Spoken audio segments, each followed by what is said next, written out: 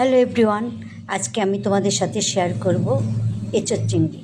এখানে আমি এঁচোড়টাকে কেটে ধুয়ে পরিষ্কার করে প্রেশার কুকারে বসিয়ে দিলাম সিদ্ধ করার জন্য। এদিকে আমি একটা পেস্ট তৈরি করব পেঁয়াজ আদা রসুন দিয়ে। দেখো এঁচোড়টা সিদ্ধ হয়ে গেছে, জল জড়িয়ে সাইডে রেখে দিলাম। এবার গ্যাসে একটি কড়াই বসিয়ে পরিমাণ মতো তেল গরম করে জিরে তেজপাতা দিয়ে দিয়েছি। দিয়ে একবার নাড়াচাড়া করার পর একটা সুন্দর গন্ধ বেরোবে, তখন দিয়ে দেব আগে থেকে কেটে রাখা আলু। অল্প নুন অল্প হলুদ দিয়ে হালকা করে ভেজে তুলে নেব। তোমরা কে কোথা থেকে আমার ভিডিওটা দেখছো একবার কমেন্টস করে জানাবে। এবার গুঁড়ো মশলাটাকে আমি গুলে নেব। এখানে আছে হলুদ, লঙ্কার গুঁড়ো, জিরে, ধনে, অল্প জল দিয়ে গুলে আমি তেলের মধ্যে ছেড়ে দিয়েছি। 2 মিনিট নাড়াচাড়া করার পরে দিয়ে দিব আদা রসুন পেঁয়াজের পেস্ট।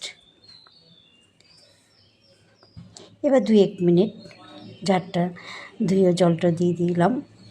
2-1 মিনিট নাড়াচাড়া করার পরে কাঁচা গন্ধটা চলে যাবে। পরিমাণ মতো নুন দিতে হবে।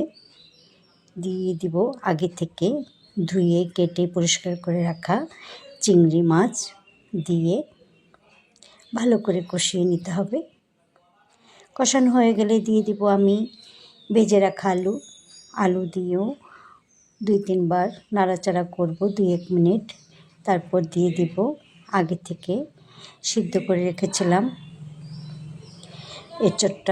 এঁচোড়টাকে দিয়ে মিডিয়াম টু লো ফ্লেমে 5 মিনিটের মতো কষিয়ে নিতে হবে।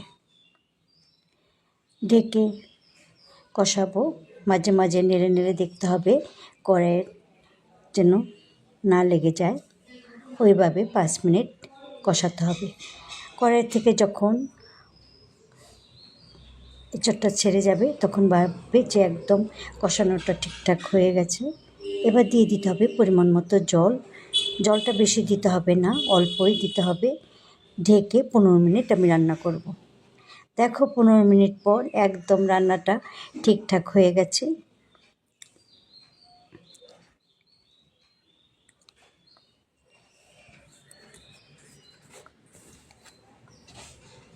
এইভাবে একবার তোমরা বানিয়ে খাবে। আমি যেভাবে বানালাম সেভাবেই তোমাদের সাথে শেয়ার করলাম। এবার স্বাদটা ব্যালেন্স করার জন্য দিয়ে দিব অল্প চিনি। তোমরা স্বাদ অনুযায়ী চিনিটা দেবে। নুন ঝাল সব ঠিকঠাক আছে কিনা চেখে দেখে নিতে হবে।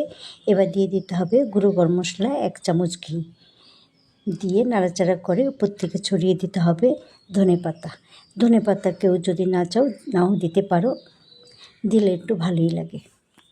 থ্যাংক ইউ ভিডিও দেখার জন্য। বাদ চটে সব কিছুর সাথেই খুব ভালো লাগবে।